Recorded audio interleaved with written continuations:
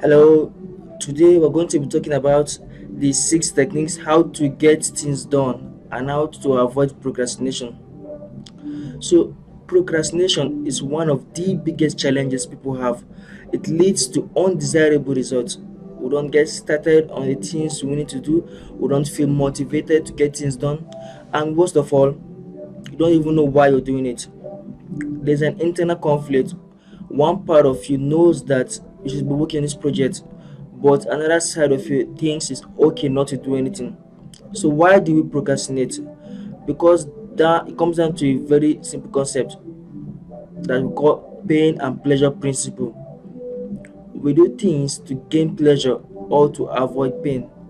For example, it feels better not to fill up your funds for your business than not doing it. Not because doing it feel better, but because you don't want to lift a finger. Deep down inside, you feel that filling that form is too much hassle, which will cause pain inside of you. In other words, procrastination is when the pleasure of not doing outweighs the pain of doing. So as we go through this video, I'll show you how motivation works, why we procrastinate. I'll also give you six tips and techniques to instantly overcome procrastination, and I'll show you how to start and finish projects, how to stop failing, and how to stop making progress. We'll give you tips and tricks to avoid doing things in the last minute and a lot more. The goal is to become the person that is intrinsically motivated. This is where you are someone that get things done regardless of what is going on around you or how you feel. Now let's make procrastination a thing of the past and let's get started writing.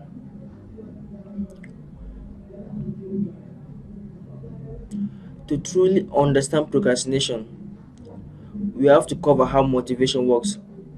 We often procrastinate because we think we aren't motivated and we blame the lack of motivation for a lot of our inaction. We're going to dive into the psychology behind motivation. We'll show you how you can stay motivated all the time using a simple exercise. Motivation is one of those ideas that are hard to come by. How much motivation do you have? We don't have a metric for this because it's mostly a psychological construct. We are clearly really good at generating motivation when it comes to our survival. Back in the caveman days, whenever we were hungry, when we need shelter or water, we wouldn't even think twice whether we should go hunting or build a fire.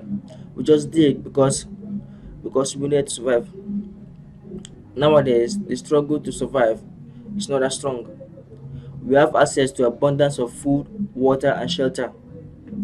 Today, we just need to cover our basic survival, and everything else is a nice bonus. So, having food, water, housing, basic hygiene, internet access, and our relationship needs met is all we really desire. Going beyond that is the hardest part. Once we have our basic needs met, it becomes a lot more challenging to generate motivation to pursue other things. Starting a new project becomes challenging. Finishing a project becomes challenging. It feels like a huge hurdle to overcome. Or going for that big scary goal feels not worth it. In other words, we aren't that good at building a better tomorrow. We need to become good at doing the things that will help us build a better future and that will make us help us build make tomorrow better. And after that and so on, we simply aren't good at that yet. People would rather watch TV or show leisure pleasure than build things that will last. If we think back to the hunter-gatherer societies, everything you did was to survive. Whether it's just to hunt and gather, bring food for ourselves and the tribe. So how did we get from there to here? So from doing the things that we dedicated to be survivor through extra willpower and when motivation is used to create an extra future for yourself. We wouldn't be here today if it wasn't for numerous people who decided to push themselves, think of building a better future and using the extra willpower and motivation. Now, the reason you're watching this is because you want to bring that better future for yourself and for your loved ones around you that is much better than what it is today. And I want to help you with that. Now, after years of trials and error, we found the method that works consistently really well to generate motivation on the spot. We call it having a why, and that's what we are going to discuss next. A why is one of the most powerful tools for generating motivation. It takes an action or set of action and simplifies it down for you. For example, why do you think that an athlete like Michael Jordan will lock himself in the gym with a basketball? Because of his strong desire to win and be the best. Why do you think someone like Martin Luther King puts his life on the line to put someone like put African American people on, give them the life they want? Because he had a strong why to have equality of people. When you know your why, it becomes easy to do the things you need to do. Whys can be morally good and bad. Some people are driven by a mission that generally betters others, like Martin Luther King. Others are driven by less noble and more selfish why, like dictators, Hitler, and the rest. For us, as this channel train coach, us is to make other people's life better. In order to have a why, all you need to do is to ask yourself, why do you want to do this? Remember the pain and pleasure principle I talked about earlier. Many inventions came about earlier but avoiding pain and getting pleasure but not having to do certain activities. Instead of walking, we invented the car. Instead of handwriting letter, we invented the typewriter. To tie this all back to procrastination, a lot of times we procrastinate because our why is simply not compelling enough. You don't want to finish a project probably because your why is weak. You're probably procrastinating right now because you don't have a compelling why that forces you to take action. Now, on the flip side, you do have a strong why to improve your productivity because you're watching this. That means your why to gain pleasure from watching this is stronger than the pain of not taking action. Remember, whenever you're procrastinating, think of your why. What is your why? What is your why behind the task or behind the project? This is where you need to deliver. Keep asking yourself why and what will happen if you don't take action till you find a why that will motivate you to take action. From our experience, having a why that avoid pain is a much stronger pain than having a why that obtains pleasure. I've experienced this myself many times. There's one time that was really down. I just graduated university. I have 2 months left that I'll be out of money. And I remember stressing out all the time and worrying how I was going to pay my rent and where I could get the cheapest food and being able to survive. Do you think that I was procrastinating finding a job or figure out how I was going to make money? No. I was internally super motivated because I wanted to avoid the pain of not being able to provide myself.